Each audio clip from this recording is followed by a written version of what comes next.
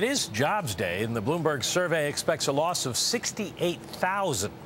Bloomberg Best means we bring you only the best people on the economy. We've crunched the numbers to find the most accurate forecasters in the world, and joining us now is one of them, James Shugg of Westpac Banking, one of Bloomberg's best. He sees things a bit more positively, actually predicts a gain of 20,000 jobs. He comes to us now live from London.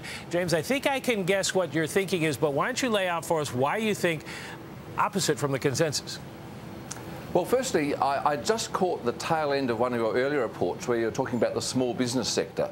And what's really interesting is that in December and January, the small business surveys that we look at tell us that small businesses have been firing less workers.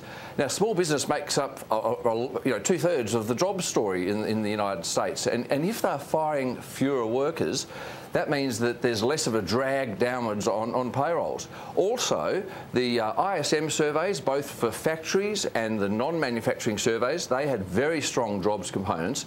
That suggests that your starting point before the census, before the weather, the starting point for your February payrolls number is a pretty healthy one. Probably something in line with what we saw back in November when we had a 60-odd thousand increase in payrolls.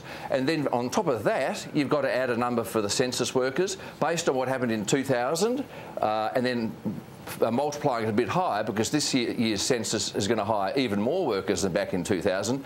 We're adding 40,000, so you get 100,000.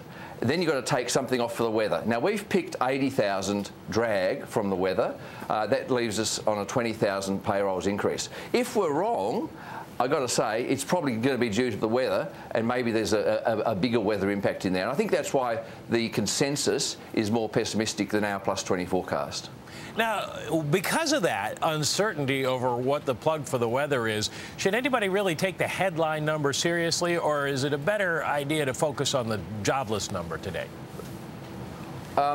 Look, you should never take the headline number for payrolls seriously. Remember, whatever gets reported today will ultimately be revised to something completely different. So it's an absolutely meaningless number in terms of giving you guidance to what's actually happening in the labour market. It is a very important number for financial markets, but that's just the way financial markets are. Okay?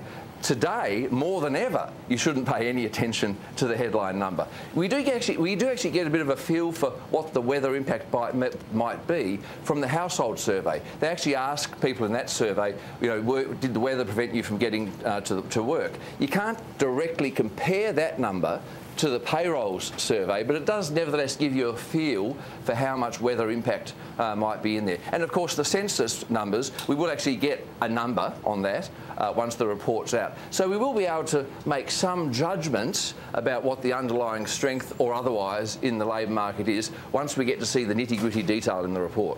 All right. Thank you very much, James Shugg, joining us from London today. He's on the optimistic side, and of course, workers in the U.S. hope that he is correct in his assessment.